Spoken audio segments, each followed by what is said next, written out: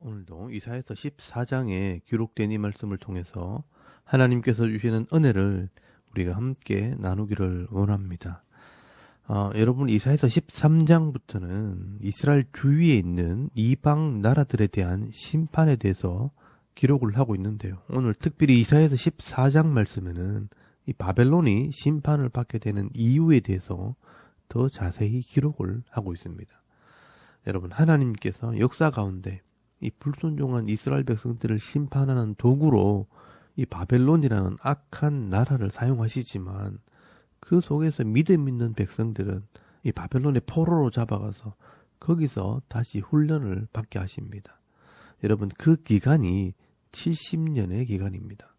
그래서 예레미야 선지자를 통해서 예언하실 때 이 70년의 훈련 기간이 끝이 나면 내가 바벨론을 심판하고 내 백성을 거기서 돌아오게 할 것이라 라고 말씀을 하고 있습니다. 여러분, 이것이 바로 하나님의 계획이고 하나님의 다스림입니다. 우리가 이 부분을 확인하기 위해서는 예레미야서를 한번 찾아볼 필요가 있습니다. 여러분, 예레미야서 25장 8절에서 14절까지 말씀을 한번 찾아보시기 바랍니다. 거기 보시면요, 그러므로 만군의 여호와께서 이와 같이 말씀하시니라. 너희가 내 말을 듣지 아니하였느니라. 보라, 내가 북쪽 모든 종족과 내 종 바벨론의 왕 느부갓네살을 불러다가 이 땅과 그 주민과 사방 모든 나라를 쳐서 진멸하여 그들을 놀램과 비웃음거리가 되게 하며 땅으로 영원한 폐허가 되게 할 것이라. 여호와의 말씀이니라. 내가 그들 중에서 기뻐하는 소리와 즐거워하는 소리와 신랑의 소리와 신부의 소리와 맷돌 소리와 등불빛이 끊어지게 하리니 이 모든 땅이 폐허가 되어 놀랄 일이 될 것이며 이 민족들은 70년 동안 바벨론의 왕을 섬기리라.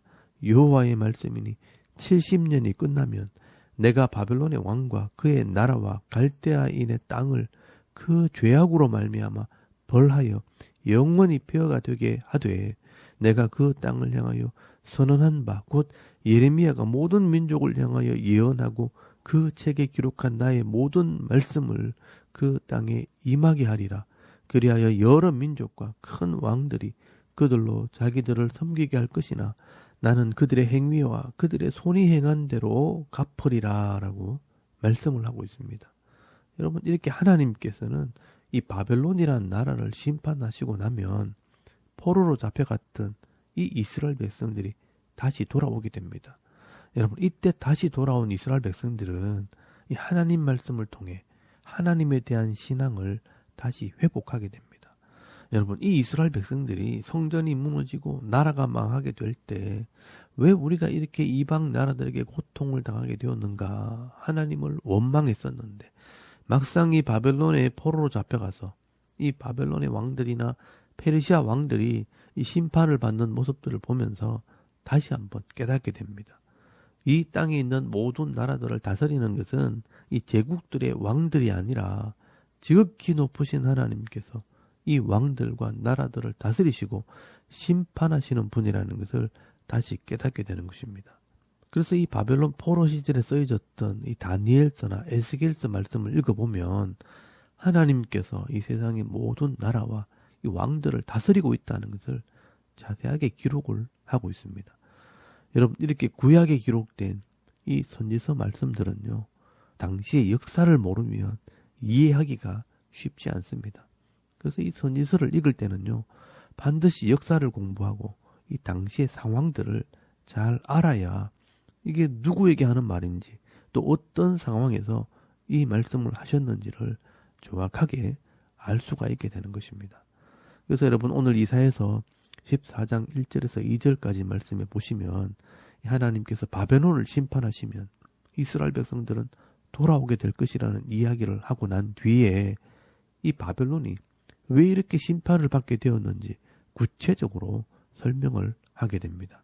여러분, 이사야서 14장 4절에서 5절까지 말씀해 보시면요, 너는 바벨론 왕에 대하여 이 노래를 지어 이르기를 압제하던 자가 어찌 그리 거쳤으며 강포한 성이 어찌 그리 패하였는고 여호와께서 악인의 몽둥이와 통치자의 귤을 꺾으셨도다라고 말씀을 합니다. 여러분 여기 보시면요, 이 바벨론 왕에 대해서 말씀하시면서 악인의 몽둥이와 통치자의 귤, 이 왕의 지팡이를 하나님이 꺾어버렸다라고 말씀을 합니다.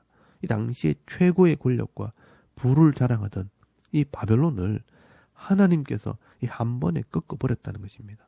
그래서 여러분 6절 말씀에 보시면 이렇게 당시에 모든 나라를 점령을 하고 다스리던 이 바벨론이 내가 이겼다, 성공했다 하면서 큰 소리를 치고 잔치하고 떠들다가 이 바벨론이 심판을 받고 나니까 이제 온 땅이 조용하고 평온하게 되었다라고 말씀을 하는 겁니다. 그리고 여러분 9절 말씀에 보시면요, 이 바벨론은 왕이 멸망을 받으면 어디로 들어가는가? 스올, 엄부, 이 지옥에 들어간다라고 말씀을 합니다. 그러니 먼저 지옥에 들어간 이방의 왕들이요, 난리가 납니다. 먼저 지옥에 들어간 이 왕들이 너도 우리같이 되었구나, 잘 됐다 하면서 환영을 한다는 것입니다. 여러분 이 9절에서 11절까지 말씀해 보시면 그들은 다 네게 말하여 이르기를 너도 우리같이 연약하게 되었느냐, 너도 우리같이 되었느냐 하리로다. 네 영화가 소울에 떨어졌으며 네 비파 소리까지로다. 구더기가 네 아래 깔리며 지렁이가 너를 덮었도다라고 말씀을 합니다. 여러분 이 바벨론의 이 화려함과 아름다움은 온데간데 없고 이제 지옥에 떨어져서 구더기와 지렁이가 너를 덮을 것이라 라고 말씀을 하는 겁니다. 여러분 요한계시록에 보면 이 지옥은 불못이라 뜨거움의 고통이 있는 곳이라고 설명을 한다면 이 이사야서에서 말씀하는 이 지옥은요, 더럽고 추한 곳이라고 설명을 하고 있습니다. 여러분 이 사람들이요 제일 두려워하고 겁내는 것이 불이고요, 또 사람들이 제일 혐오하고 함께 있고 싶지 않은 것이 이 죽은 시체에 기생하는 구덩이나 벌레 같은 것들입니다. 그래서 이 엄부를 사람들이 제일 싫어하는 것으로 설명을 하고 있는 것입니다. 여러분 악인들은요, 이 땅에서 하나님께서 주신 힘과 부와 권력으로 모든 영광을 누리고 화려하고 아름다운 삶을 사는 것처럼 보이지만 이런 것들은 잠깐 동안 누리는 것이고요, 결국은 그들의 죄로 말미암아 이 엄부에 들어가서 영원토록 고통을 받게 되는 것입니다. 그런데 여러분 왜 이 바벨론이 이렇게 심판을 받게 되었을까요? 이 그들의 가장 큰 죄가 뭐냐면 바로 교만함입니다. 여러분 13절에서 15절까지 말씀해 보시면요, 너 아침의 아들 계명성이요 어찌 그리 하늘에서 떨어졌으며 너 열국을 엎은 자여 어찌 그리 땅에 찍혔는고, 네가 네 마음에 이르기를 내가 하늘에 올라 하나님의 뭇별 위에 내 자리를 높이리라. 내가 북극 지폐의 산 위에 앉으리라. 가장 높은 구름에 올라가 지극히 높은 이와 같으리라 하는도다 라고 말씀을 합니다. 여러분 여기 아침의 아들 계명성이라는 것은 하늘의 별, 금성, 루시퍼를 상징하기도 합니다. 결국 이 계명성은 사탄을 말하는 것입니다. 이 영적인 존재 사탄이 시대마다 왕들을 통해서 하나님처럼 이 땅을 다스리려고 한다는 것입니다. 그래서 이 당시에 바벨론 왕이 심판을 받은 것은 결국 사탄이 심판을 받을 것을 말씀을 하는 겁니다. 그래서 이 사탄이요 지극히 높으시니 하나님과 같아지려고 교만하다가 결국 땅으로 내어 쫓기게 되었다라고 말씀을 하는 겁니다. 여러분 이 사탄은요 처음 창세기에서부터 하나님처럼 되기 위해서 하나님을 대적하다가 땅으로 쫓겨나게 되었고, 또 이 사탄이 하나님께 복을 받은 아담과 하와를 보고 너희들도 하나님처럼 될 수 있다고 유혹을 해서 죄를 짓게 함으로 결국은 죽음에 이르게 한 것입니다. 그리고 이 사탄은 하나님처럼 되려고 하다가 망했기 때문에 끊임없이 이 세상의 왕들에게도 네가 하나님처럼 될 수 있다고 유혹을 해서 망하게 하는 것입니다. 그래서 여러분 세상의 권력을 가진 사람이나 돈을 가진 사람들이요 이 하나님의 뜻을 깨닫지 못하게 되면 이런 죄와 유혹에 빠지게 되는 것입니다. 그렇기 때문에 누구든지 하나님께서 주시는 것을 가지고 자기가 하나님 것처럼 교만하게 되면 하나님께서 그 사명을 다른 사람에게 줘버리고요 그 사람은 반드시 심판하시는 것입니다. 그래서 여러분 요한계시록에 보시면요 이 마지막 종말의 시대에 이 두 짐승의 모습을 통해서 이 세상의 권력자들이 심판받게 된다는 것을 설명을 하게 됩니다. 이 두 짐승이 뭐냐 하면요. 하나는 세상의 왕들을 상징하고 또 하나는 세상의 거짓 선지자들, 이 거짓 종교 지도자들을 상징하는 겁니다. 그래서 이 두 부류의 사람들, 이 왕과 거짓 선지자, 이 종교 지도자들이 이 세상을 지배하면서 하나님처럼 교만하게 될 때 결국 하나님께서 이 두 짐승을 잡아서 불못에 던져버린다라고 말씀을 하는 겁니다. 여러분, 이 불못이 바로 음부, 지옥입니다. 그래서 여러분 오늘 15절 말씀에도 보시면 아침의 아들 계명성이라고 하는 이 바벨론의 왕 또는 이 사탄을 스올, 구덩이에 던져버린다라고 말씀을 합니다. 여러분 15절 말씀에 보시면요. 그러나 이제 네가 스올 곧 구덩이 맨 밑에 떨어짐을 당하리로다라고 말씀을 합니다. 여러분 이것이 바로 하나님의 계획이고 하나님의 역사 경영입니다. 그래서 여러분 이사야서 14장 24절 말씀에 보시면요. 만군의 여호와께서 맹세하여 이르시되 내가 생각한 것이 반드시 되며 내가 경영한 것이 반드시 이루리라 라고 말씀을 합니다. 여러분 이 땅에 있는 모든 나라들과 또 그 나라를 다스리는 이 왕들이 하나님을 믿지 않고 교만하게 되면요. 반드시 하나님께서 이렇게 심판하신다는 겁니다. 그래서 여러분 말씀에 보시면요. 아수르도 심판을 받고 블레셋도 내가 심판하고 다스린다라고 말씀을 하는 겁니다. 여러분 이렇게 온 세상은 하나님께서 생각하시고 하나님께서 경영하시는 대로 반드시 이루어지게 되어 있습니다.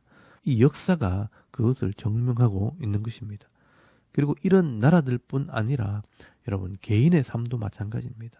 하나님께서 내게 주신 이 믿음의 분량과 내게 주신 이 기업의 분량을 넘어서 다른 사람들의 것을 탐을 내고 너무 많이 가지려고 악을 행하고 또 많이 가졌다고 자만하고 교만하게 되면 하나님께서는요 그것을 다 빼앗으시고요 원래대로 돌려놓으실 뿐 아니라 반드시 이 교만한 자들을 인생 가운데 심판하신다는 것을 알아야 합니다. 그렇기 때문에 많이 가진 자는 섬기는 사명을 감당을 해야 하고요. 또 적게 가진 자도 낙심하지 않고 욕심 부리지 않고 이 하나님을 섬기게 될 때 부족하지 않게 되는 복을 받게 되는 것입니다. 여러분 누구든지 하나님께서 주신 이런 힘과 권력으로 사람들 앞에서 교만하게 되는 것은요. 결국 이 사탄의 유혹을 따라가는 것이고요. 하나님 앞에 죄를 짓는 것이 되는 것입니다. 여러분 오늘도 이 바벨론이란 나라가 당시에 강대국이었고 큰 나라였지만 교만함으로 심판받는 이 모습을 보면서 하나님의 섭리를 깨달을 수 있기를 바랍니다. 오늘도 사람들 앞에서나 하나님 앞에서 교만하지 않고 나에게 생명을 주시고 감당할 수 있는 이 힘과 능력을 주신 하나님 앞에 늘 겸손히 엎드리시고 또 하나님을 경외하는 삶, 감사하는 삶을 살며 내게 주신 이 사명을 감당할 때 내게 주신 것을 빼앗기지 않고 부족하지 않는 이 하나님의 복을 받아 누리며 살아가는 저와 여러분의 이런 영적인 삶의 모습이 되실 수 있기를 주의 이름으로 축원합니다. 아멘. 우리 잠깐 기도드리겠습니다. 오늘 하루도 겸손한 자의 삶을 살게 하옵소서. 또 나라와 민족의 평안을 위해 또 교회와 가정과 기업을 위해서 기도하시고요. 또 개인의 기도 제목을 따라 기도하고 오늘 하루 삶을 또 시작할 수 있길 바랍니다. 다 같이 우리 하나님께 한번 기도드리겠습니다. 살아계신 하나님 은혜를 참 감사합니다. 오늘도 이 아침에 하나님을 예비하게 하시옵소서.